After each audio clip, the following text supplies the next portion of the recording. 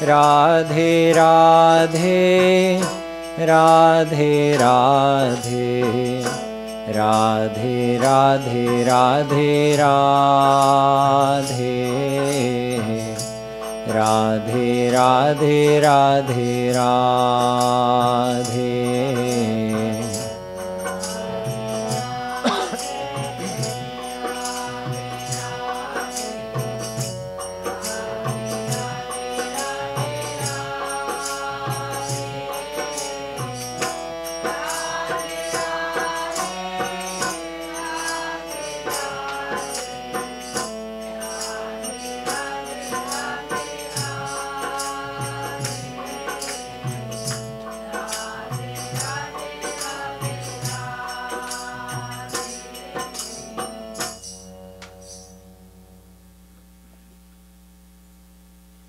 I told you in the beginning of this Bhakti Shatak explanation that in the Bhakti Shatak, Shree Kripalu Maharaj has reconciled many apparent contradictions.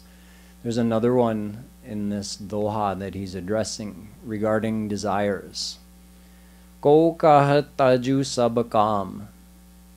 Some saints, and at certain places in the scriptures, the renunciation of desires is praised. Certain saints have praised the renunciation of desires, and at certain places in the scriptures it's touted that if you could renounce all of your desires, that's all you would need to do. All of your problems would be over.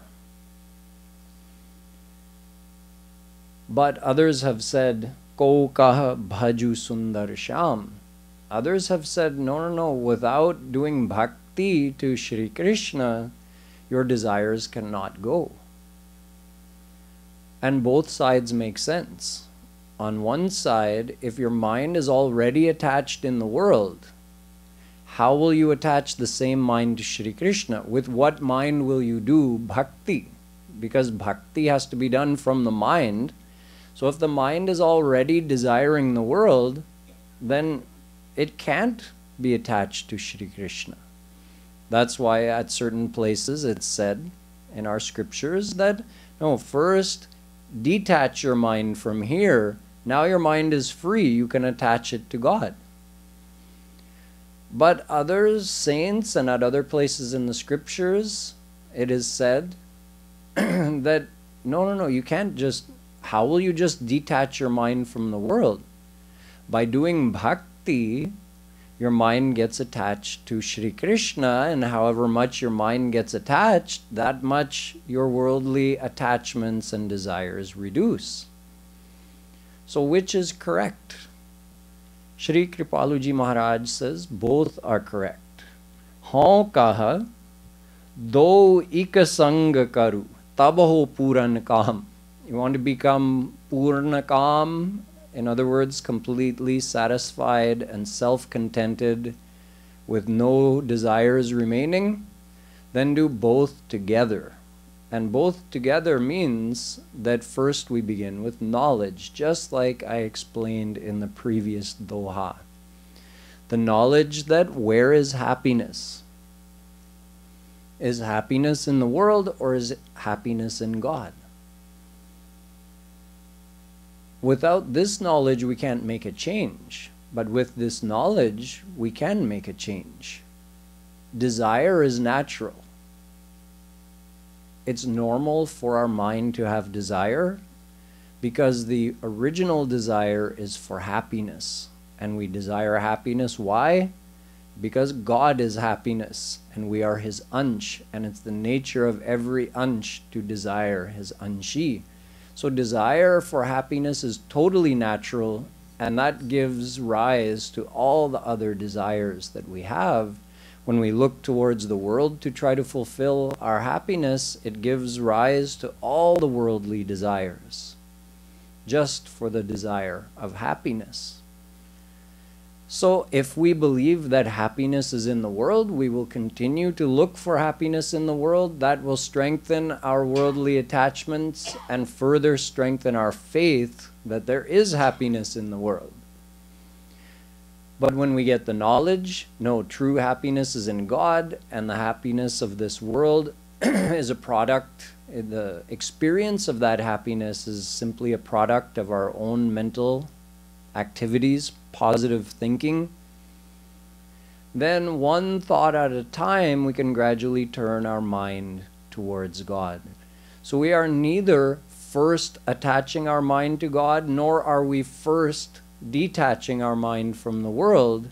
First, we're thinking of where is happiness. We get the knowledge. Then we tell our mind, desiring happiness is not bad and it's not wrong. It's good. It's natural.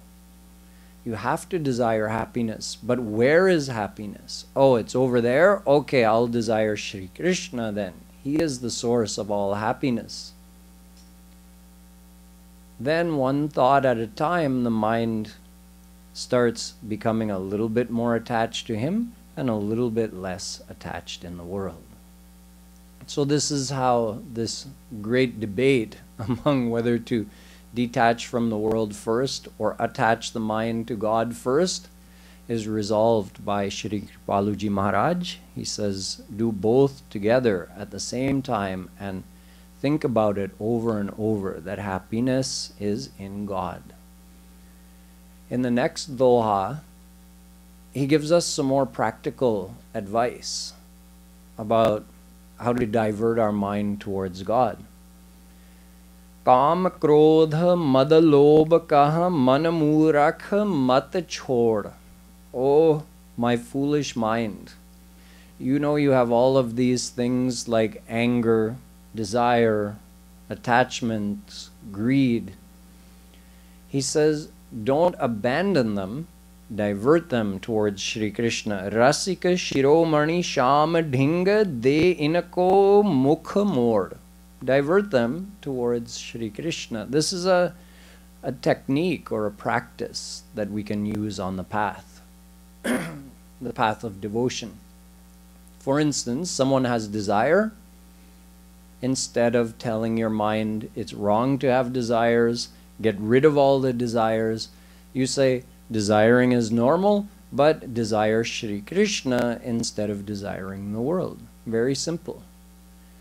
You have 5 kinds of desires related to your 5 senses, so desire Shri Krishna with all of those 5 types of desires.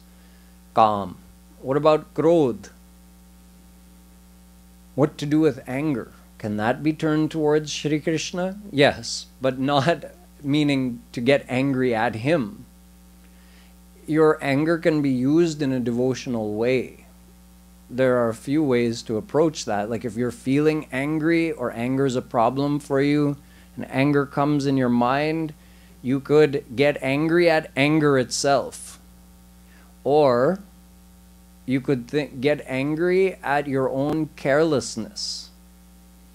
Think about how much time I've wasted, how much of this opportunity I've wasted, how foolish I've been.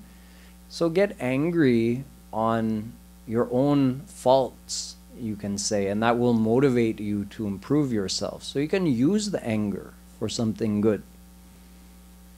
What about greed? Maybe you've tasted a little bit of what we call the ras of bhakti. When you meditate on Shri Krishna and he enters your heart and mind, you feel a type of blissful, devotionally blissful experience. Get greedy for more of that. When you feel greedy for something, think, okay, I want more of that devotional experience. Turn your greed towards the devotional side. Be greedy to get more seva of Radha Krishna or of their saints. What about pride? Pride also can make a person arrogant, can cause us to be unforgiving, uncompassionate towards others. So what should we do with our pride? With pride, you can just say, okay, I have this feeling of pride. Why don't I turn that towards Shri Krishna also? I can be proud in this way. Just like the son of a great emperor feels proud that my father owns all of this land. He's the ruler of all this. Who do I have to fear? I've got nothing to fear.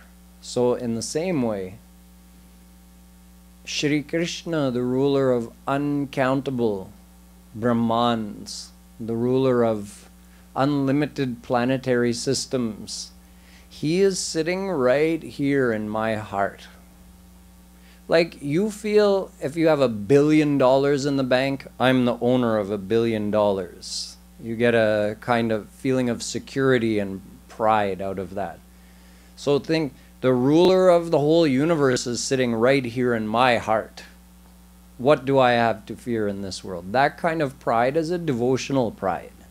So in this way, whatever so-called negative emotions of the mind arise, you can find a way to turn them into devotional thoughts and divert them towards God. It's just another practical way of implementing this devotional philosophy. Having the theory is one thing, but actually implementing it is another thing. So Jagadguru Shree Kripalu Maharaj was very practical and always gave us lots of tips and techniques for how to make our life more devotional every minute of every day.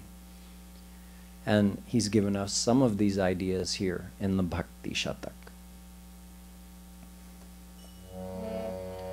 Radhe Radhe Radhe Radhe Radhe Radhe Radhe Radhe Radhe Radhe Radhe Radhe Radhe Radhe Radhe Radhe Radhe Radhe Radhe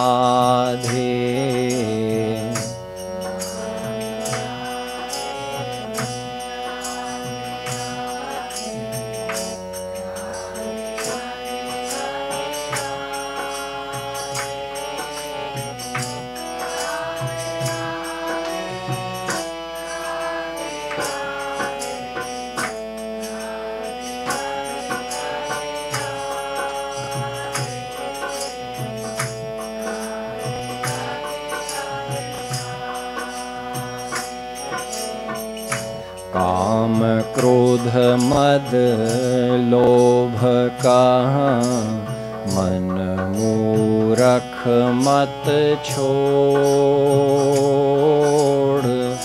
रसिक शिरोमणि श्याम ढींग दे इनको मुख मोड़ Radhe Radhe then को मुख मोड़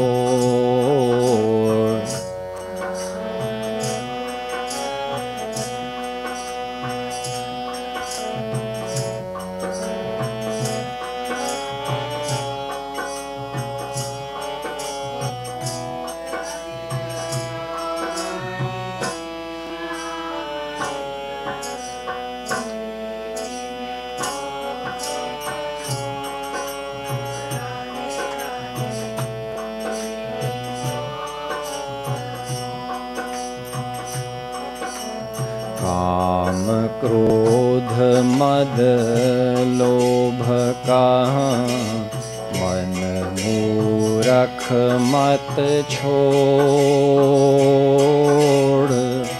रसिक शिरोमणि श्याम ढींग दे इनको मुख मोड़ राधे राधे दे इनको मुख मोड़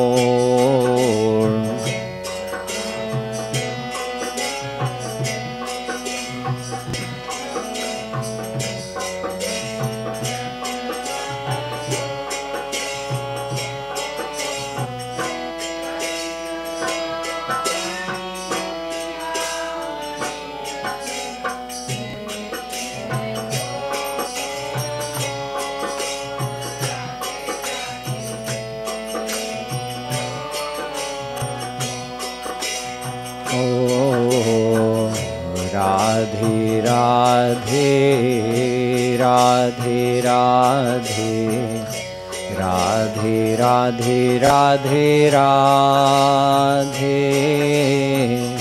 Radhe Radhe, Radhe Radhe, Radhe Radhe Radhe Radhe, Radhe Radhe Radhe Radhe.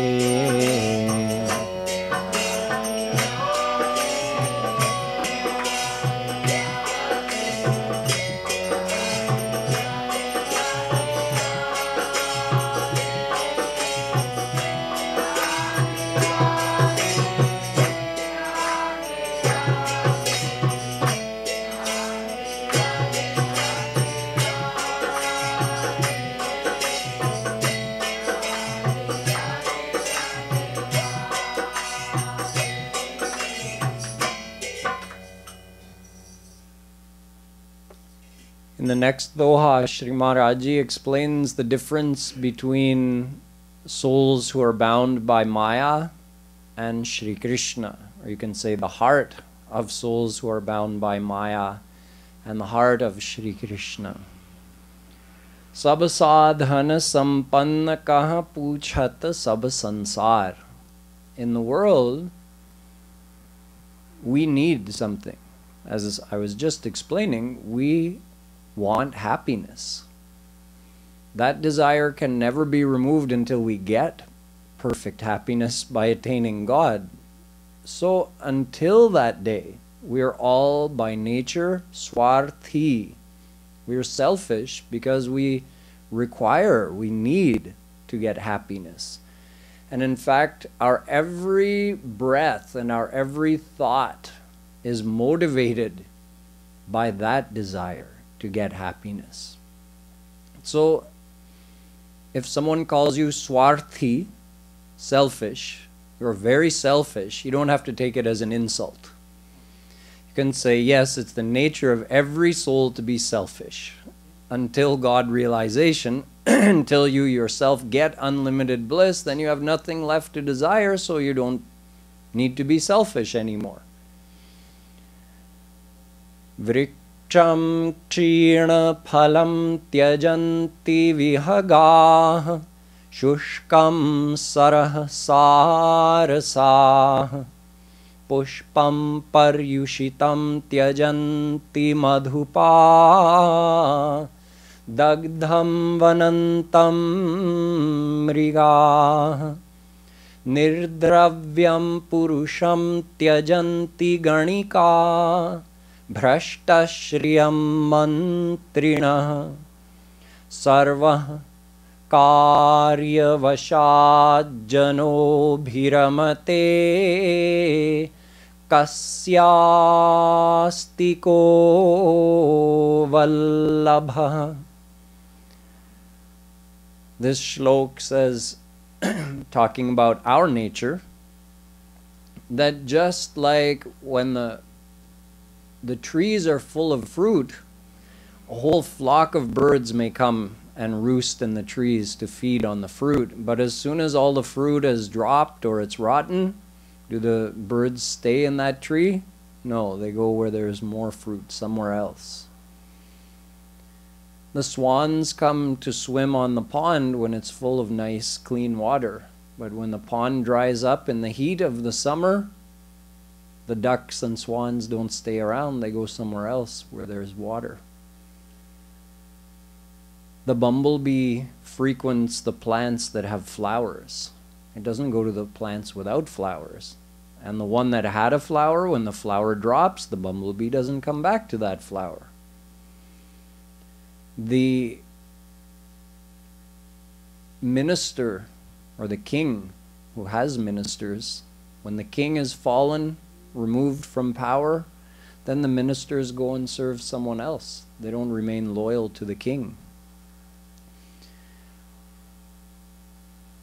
All human beings are like this to some degree or to a great degree, and as I said, it's not an insult. It's not something to be offended by. It's simply our nature. Most of the time, we don't like to think like this. We like to think, I'm selfless. We do try to be a good person, but the point that I'm making is we shouldn't be under the illusion that we're selfless. None of us are. We all have a need for happiness. So even if we're being a good person, why are we being good? Because being good is going to bring us more happiness. Even helping another person, we do that because on some level it makes us feel good. There's nothing wrong with that, but we should at least acknowledge it. That if it didn't feel good to us, would we still do it? So our need for happiness is that's the foundation. That's fundamental to all of our activities. When we realize that, then we can make much more sense of the interactions in the world, in the family, amongst our friends, in the workplace. Why are we so shocked when our friend does something selfish, which is against our interests? We take it like a slap to the face. I've been insulted by my friend. Why are we surprised when such a thing happens? We should expect it, not in a cynical way, like, oh, everybody's bad, the whole world is bad. No, just understand, like, we're all like children, right? So why can you expect a child to behave as a grown-up? No. So in spiritual terms, we're all children because we're all bereft of true happiness. We're all just going around the world trying to find happiness wherever we can. We're desperately looking for that happiness from every person and every endeavor. So we need to lower our expectations of people and relationships and interactions and just accept that everybody is under the control of this situation, that they don't have happiness and they need it, so they're going to behave selfishly. If you accept that, then the world becomes much less painful to you. You see it more like if you're in a hospital and you see a bunch of sick people around you, you don't cry out that, why is there a sick person in the bed next to me? You expect it because you're in a hospital. So we're all in this world, we're all bereft of happiness, so we should just look around the world and expect that this person is going to get angry, this person is going to do something for their happiness that might not please me. We just look around the world and say, we're all in the same boat, we're all the same. That would be the healthy way to approach the world. But instead, we conveniently ignore these facts and we try to see the world through rosy-colored glasses and think that I'm a good person and I'm very selfless. And all my friends and family must also be very good and very selfless. So we live in this kind of dream and hope, and then when someone does something that we can't ignore, our dream is shattered and we feel angry. Why did you treat me like this? Why did you do that to me? It should have been expected. We were living in a dream world. So this is spiritual knowledge. Spiritual knowledge not only helps us attain God, it also helps us make sense of this world in a real no-nonsense way. Not looking at the world like, oh, it's all good, it's all fine.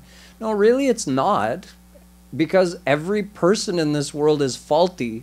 So how will the world not be faulty? Everything in the world is faulty. But it's to be expected. As Jagadguru Shree Kripalu Maharaj explained many times, this world is like a big hospital for the souls who have forgotten who they are. A mental hospital for those who are clinically insane.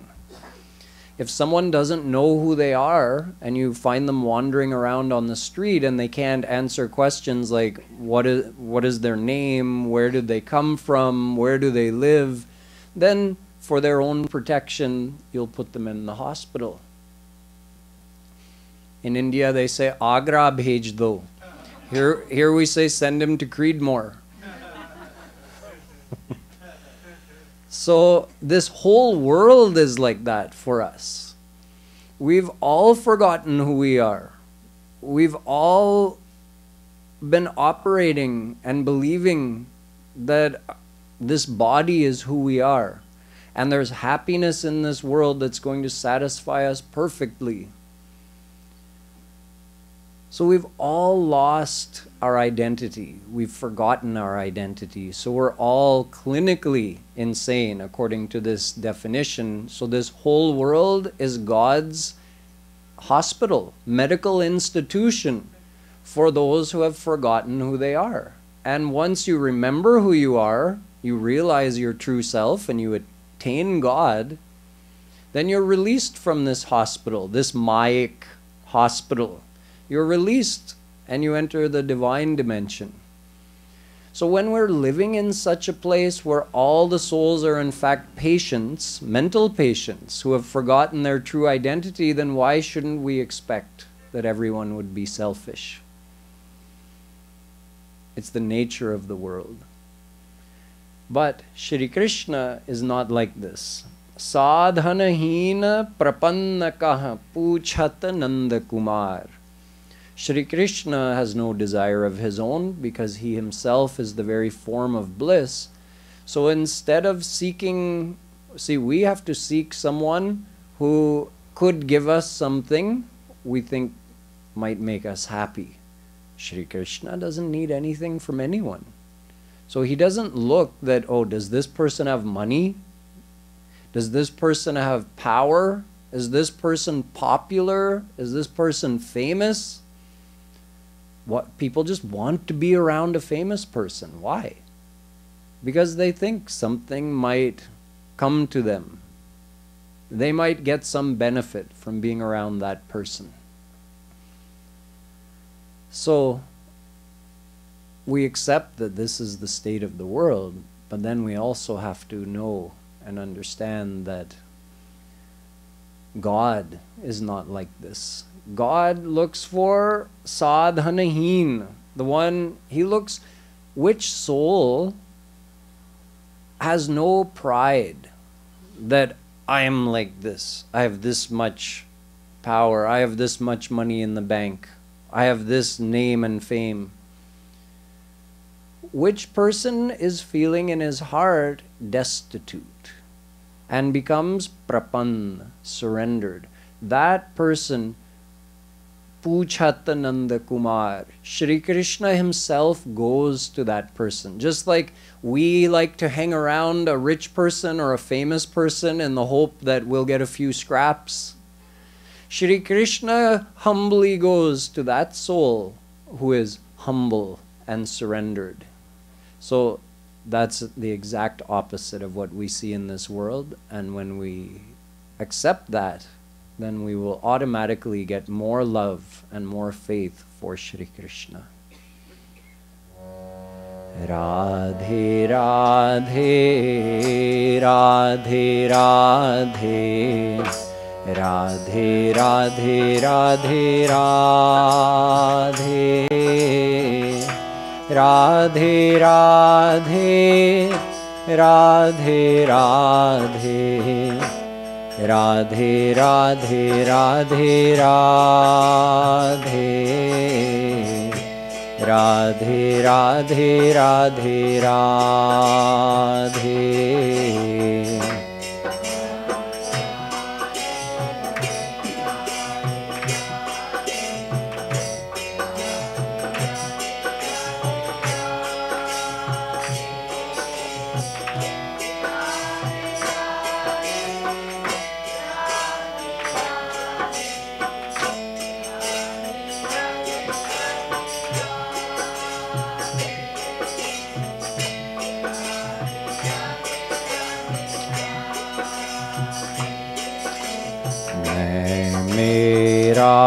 दोनों बहे मैं मेरा दोनों बहे ज्ञानिन ज्ञान मझार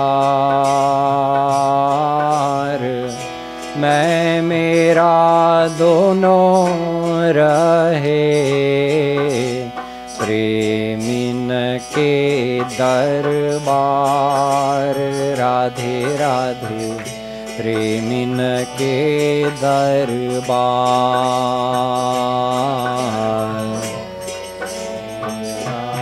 दोनों बहे ज्ञानिन ज्ञान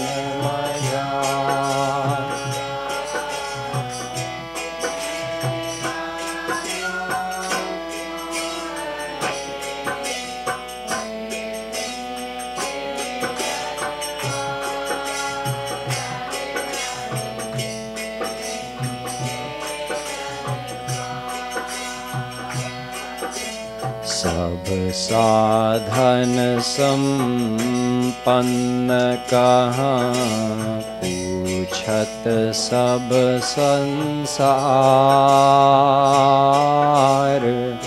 साधनहीन प्रपन्न कहाँ पूछत नंद कुमार राधे राधे पूछत Nand Kumar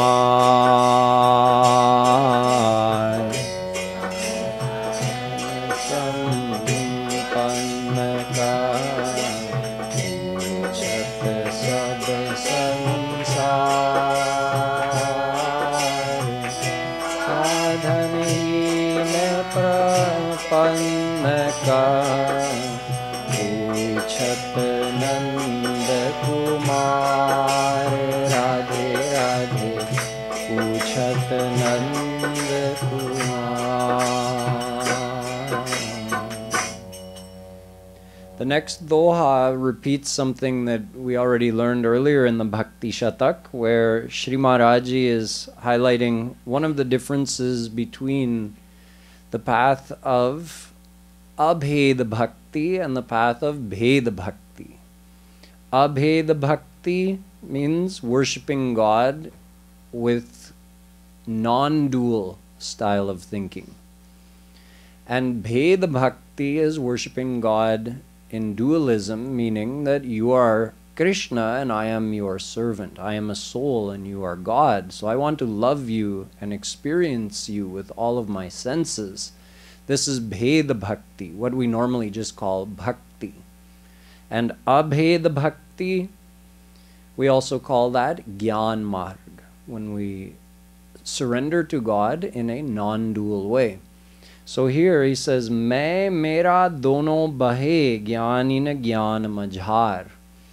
The highest state of Gyan, in that highest state, the knower, which is your mind, the knowable, which is God, and the knowledge.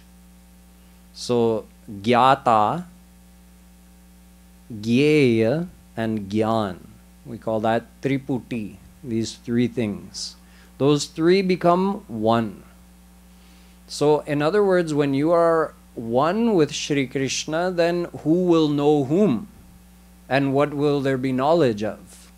So in that state, we call this Niranjan Gyan. Very high, pure state of non-dualistic worship of God. Main or mera bahe. The feeling of I and mine are gone. We already discussed this. Here I'll just add one more thing.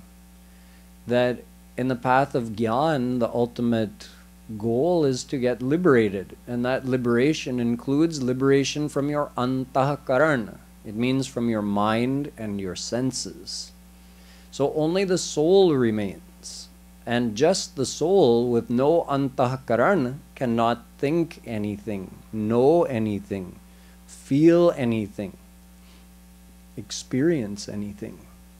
So this is the path of Gyan, and this is the ultimate goal of that path. But on the path of Bhakti, Premin ke darbar, in the court of those who love God through devotion, dono rahe, main aur mera dono rahe, both the feeling of I, the consciousness of your own self, and the awareness of what belongs to you, both of those remain, and your mind remains. So both in the devotional stage, of course, you need your mind for that, and also after God realization, your antahakarana remains. Having been fully purified through bhakti, the mind becomes divine. You get a divine antahakaran. So divine man, divine buddhi, divine senses. Then you experience God with all of your senses. So even after God realization, your mind remains, your personality remains, and the feeling of I and mine remains. You feel I am a soul. I am the servant of Shri Krishna, and Shri Krishna is mine. So that's a difference between non-dual worship of God and dual worship of God, or we'll say the path of Gyan and the path of Bhakti. So that's doha number 40. Radhe Radhe Radhe Radhe Radhe Radhe Radhe Radhe Radhe Radhe Radhe Radhe Radhe Radhe Radhe Radhe Radhe Radhe Radhe.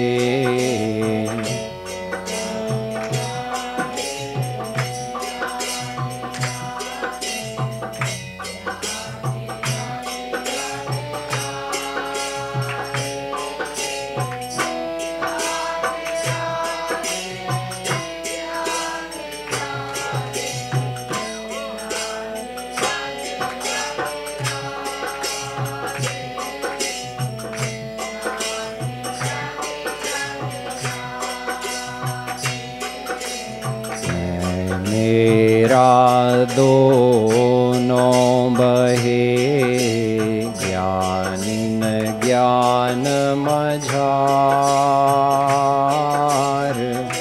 मैं मेरा दोनों रहे प्रेमिन के दरबार। राधे राधे प्रेमिन के दरबार। मेरा दोनों बहे ज्ञान मझार।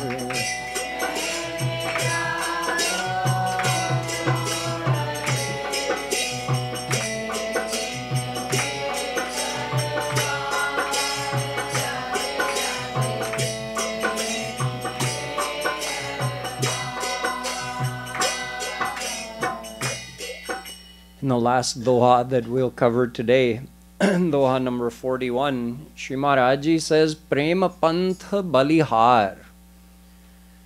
Balihar to this path of devotion. Why? Well, for one thing, Deshakala nahi niyam kachu.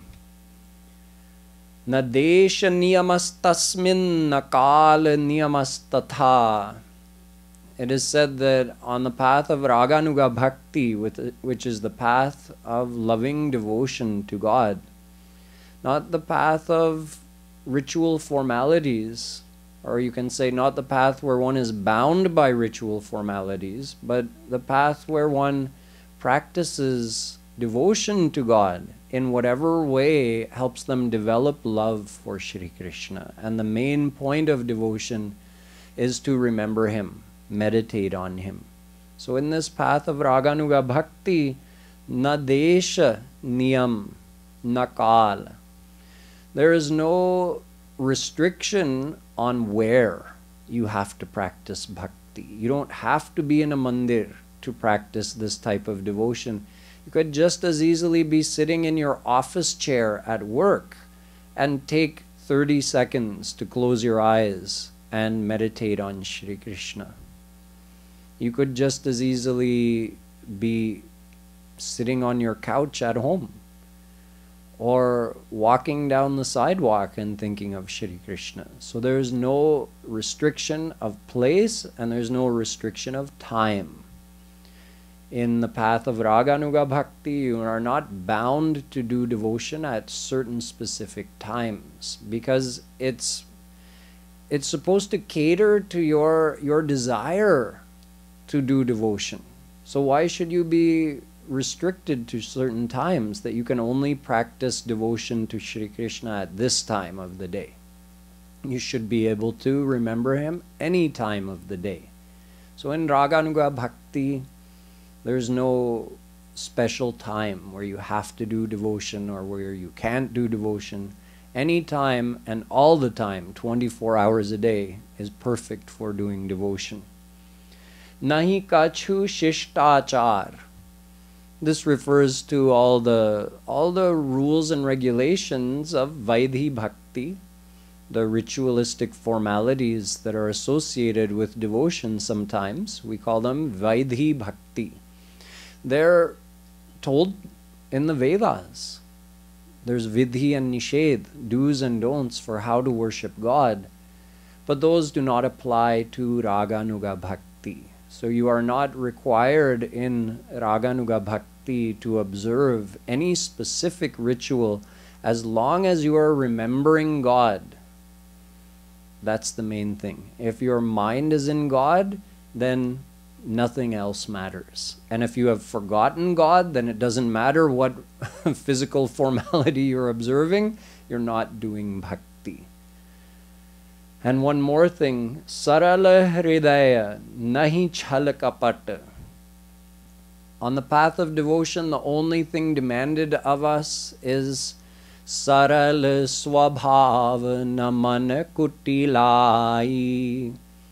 Bhagwan Ram says, I want your saral swabhav. I want your nice, simple-hearted nature. I don't like chhal, kapat, craftiness, 420. Be simple-hearted.